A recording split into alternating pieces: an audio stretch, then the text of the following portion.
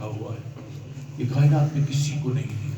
یہ بڑے توجہ طلب جملے ہیں، آپ اس کو سماعت کریں گے تو آگے میری بات آپ کی سمجھ آ سکے گی. اس وقت ہم جس دلدل میں اتر گئے ہیں اللہ ہی ہمیں بچا سکتا ہے، ادروائز ہمیں کوئی نظر نہیں آتا کہ کوئی اس کو بچانے والا ہو. جس پیرائے میں ہم جس طرح ہمارا پاؤں پھسلا ہے نا، جس طریقے سے ہمارا پاؤں پھسلنے کے بعد ہم جلدی کی طرف گرانے کی طرف بڑھ رہے ہیں، اور اس میں معاشرے کا ہر فرد جو ہے وہ شامل ہے. بچانے والا کوئی نہیں ہے. ایک اٹھتا ہے وہ ایک دھکا دیتا ہے، اس کے پاؤں میں جتنی طاقت ہوتی ہے وہ آدمی وہ قوم سلپ ہو کے وہاں پہنچتی ہے.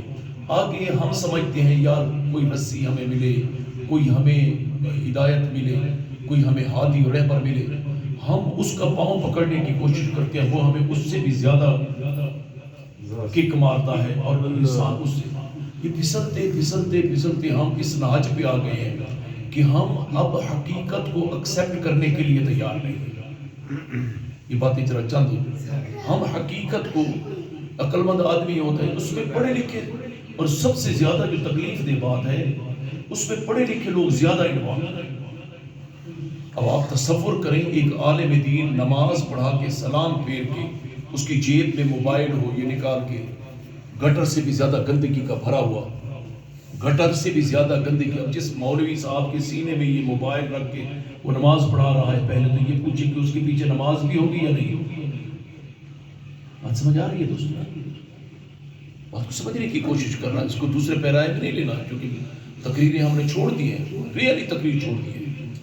میں واللہ کہہ رہا ہوں اس بات کا وٹنس ہے، کیونکہ وجہ کیا ہے، جب ایک مسجد کا امام مصلی پہ بیٹھ کر سلام پھیرتے ہی جھوٹ بولے. بات سمجھ رہے ہیں؟ پیر کے سامنے پتا ہے کہ یہ میرا مرید جو بیٹھا ہے، اور پیر دیکھو اس کو پہلے مرید خلیفہ آ کے بتاتا ہے باہر یہ آدمی پراڈو پہ آیا ہے، گاڑی پہ آیا ہے، سائیکل پہ آیا ہے، پیدل آیا ہے.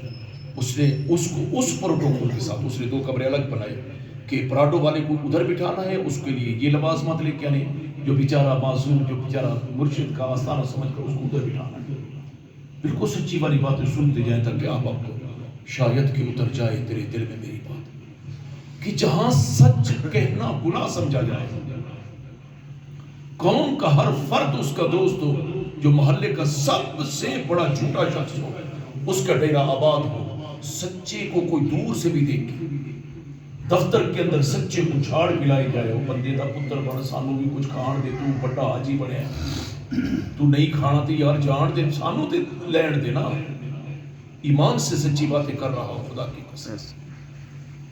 کرسی پہ بیٹھا ہوا شخص، اس کی ماں سے بھی بڑی بڑھیا بیچاری باہر لین میں کھڑی ہے، اسے پتا ہے کہ صبح سے وہ پینشن لینے کے لیے آئی ہے، وہ بیچاری لین تک ہی کھڑی ہے.